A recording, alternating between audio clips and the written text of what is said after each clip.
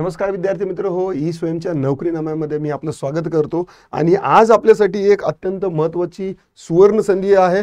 IDBI बँकमध्ये junior assistant manager या पदासाठी भव्य अशा रिक्त पद आहेत आणि यासाठी आपण आता पाहूया की या पदाला जर तुम्हाला अप्लाय करायचं असेल तर याची अर्ज करायची तुमची काय काय प्रोसेस असणार आहे, परीक्षा कधी होणार आहे, सिलेबस काय आहे, पद, पात्रता, पगार, वय या सगळ्या आपण काय गोष्टी शॉर्ट व्हिडिओमध्ये आपण लगेच क्विकली पाहून घेणार आहोत।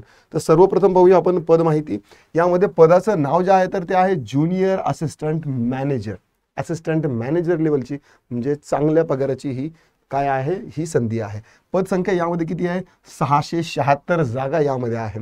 नोकरीचे ठिकाण तुमचं कुठं असणार आहे, संपूर्ण भारतामध्ये कुठेही तुम्हाला नोकरीची संधी मिळू शकते। सेवा वर्ग काय आहे, अधिकारी श्रेणीमध्ये म्हणजे असिस्टंट मॅनेजर लेवलचं हे काय आहे तुमचं पद आहे। आता यामध्ये वेतन किती असणार आहे तुम्हाला, 6,14,000 ते 6,50,000 म्हणजे 6.50 लाख 6.5 लाखापर्यंतचं तुमचं पॅकेज असणार आहे। आणि यामध्ये तुम्हाला त्याच्या व्यतिरिक्त DA झालं, HRA, मेडिकल, PF, ग्रॅज्युटी म्हणजे इत्यादी इतक्या प्रकारचे तुम्हाला काय मिळणार आहे, यामध्ये भत्ते देखील मिळणार आहे। म्हणजे पगार तुमचा जवळपास 50-55 हजारापर्यंत किंवा त्यापेक्षाही जास्त जाऊ शकतो। आता यासाठी शैक्षणिक पात्रता काय आहे, शैक्षणिक पात्रता तुमची कोणत्याही शाखेतील पदवी असायला पाहिजे। तुमचं कोणतंही ग्रॅज्युएशन असलं तरी चालेल, डिग्री असो किंवा इंजिनिअरिंगची डिग्री असो किंवा प्लेन BA, BCom, BSc कुठली असो तरीही तुम्ही या परीक्षेसाठी पात्र आहात। SC, ST, PWD असेल तर त्यासाठी 55% गुण तुम्हाला मिळवणं गरजेचं आहे आणि मेक शुअर की कोणत्या शाखेतील पदवी असेल तर तुम्हाला त्यामध्ये 60% मार्क्स जे आहेत तर ते असणं गरजेचं आहे। जर त्यापेक्षा कमी असतील तर तुमचं स्क्रुटिनिंग किंवा जी चाळणी होतं तर चाळणीमध्ये तुमचा फॉर्म कदाचित रिजेक्ट होऊ शकतो। यामध्ये तुम्हाला कम्प्युटरचं नॉलेज जे आहे तर ते आवश्यक आहे। वयोमर्यादा यासाठी बघूया। वयोमर्यादा यासाठी ओपनसाठी 20 ते 25 वर्ष वयोगटातील सर्व विद्यार्थी जे ग्रॅज्युएट आहे आणि 60% मार्क आहेत ते सगळे पात्र आहेत। मागासवर्गीय विद्यार्थ्यांना, उमेदवारांना वयोमर्यादामध्ये सूट लागू आहे। 5 वर्षाची सूट जी आहे तर ती यामध्ये लागू आहे। परीक्षा शुल्क यामध्ये बघा, ओपनसाठी 1,050 रुपयांचं तुमचं चलन असणार आहे किंवा ही जी फीस आहे ही ऑनलाईन पे करायची आहे।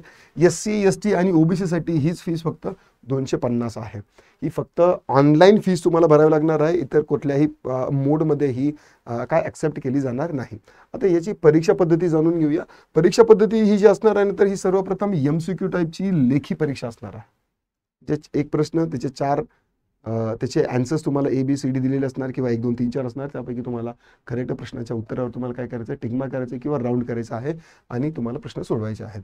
देन तुमचा पर्सनल इंटरव्ह्यू होईल। लेखी परीक्षेमध्ये जर तुम्ही पास झाले तर तुमचा पर्सनल इंटरव्ह्यू होईल आणि देन नंतर तुमचे डॉक्युमेंट व्हेरिफिकेशन होतील आणि नंतर तुमची प्रत्यक्ष जॉईनिंग होईल। भारतात कुठेही होऊ शकते ती। बघा आता यासाठी अभ्यास तुम्हाला कोणकोणत्या विषयाचा आणि त्या विषयामध्ये कोणकोणते टॉपिक असणार आहे हे समजून घ्या। अभ्यास करायचा म्हणजे आडजोड कसाही अभ्यास करायचा का नाही, जर आपल्याकडे एक पॅटर्न, एक फॉर्मॅट असेल, जर एक डिटेल्ड माहिती असेल ना तर आपल्याला पॅनिक होत नाही।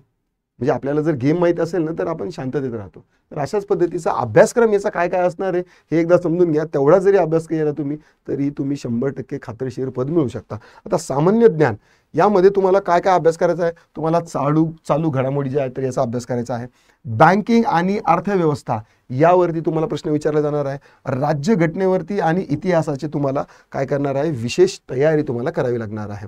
आता बुद्धिमत्ता आणि तर्कशक्ती, रिझनिंग, ओके, आणि लॉजिक यामध्ये काय आहे की क्रमविश्लेषण तुम्हाला विचारलं जातं। देन तर्कशक्तीवर आधारित काही प्रश्न असतात, कोडी असतात, पझल्स असतात, हे तुम्हाला सोडवायचे आहे। दिशा आणि समूह प्रश्न असतात, हे देखील अत्यंत महत्त्वाचे आहेत। गणिताचे आपण जाणून घेऊया क्विकली। गणितामध्ये तुम्हाला संख्या प्रणाली विचारलं जातं। देन तुम्हाला प्रॉफिट अँड लॉस, बँकेचं काम म्हटल्यानंतर प्रॉफिट लॉस फार इम्पॉर्टंट आहे। गणित या विषयावरती तुम्हाला खूप अत्यंत असं लक्ष देणं गरजेचं आहे। वेळ आणि काम, देन सरासरी आणि टक्केवारी हे जे आहे तर हे कुठल्याही बँकिंगच्या एक्झामसाठी विचारले जाणारे कॉमनली आज टॉपिक आहे। यामध्ये तुम्हाला मास्टरी करणं आवश्यक आहे। देन बघूया आपण इंग्रजी। इंग्रजी हा जो विषय आहे तर हा मी तुम्हाला शिकवणार आहे। तर यामध्ये तुम्हाला कुठले कुठले इम्पॉर्टंट टॉपिक्स आहे तो म्हणजे RC, रीडिंग कॉम्प्रिहेन्शन, म्हणजे तुम्हाला अगोदर एक पॅसेज दिलेला असणार आहे, तो पॅसेज तुम्हाला वाचायचा, समजून घ्यायचा आणि खालील दिलेल्या प्रश्नांची तुम्हाला उत्तर द्यायची आहे। देन व्होकॅब्युलरी तुम्हाला तुमचा शब्दसंग्रह किती आहे. जर तुम्ही असिस्टंट मॅनेजर लेवलचे जर तुम्ही बनणार आहात तर तुम्हाला काही विनंती आहे किंवा काही अर्ज करायचा आहे, काही सूचना द्यायच्या आहे, तर त्यांचं पत्र लिखाण किंवा ईमेल हे जे आहे तर तुमचं इंग्लिशमध्ये असायला पाहिजे. आणि तुमची जर व्होकॅब्युलरी असेल तर तुमची इंग्रजीची समज, आकलन क्षमता किती आहे ही यावरून कळून येते, म्हणून त्यासाठी व्होकॅब्युलरी विचारले जाते. देन तुमचं ग्रामर विचारलं जातं, देन पाराजंबल विचारले जाणार आहेत आणि एरर डिटेक्शन.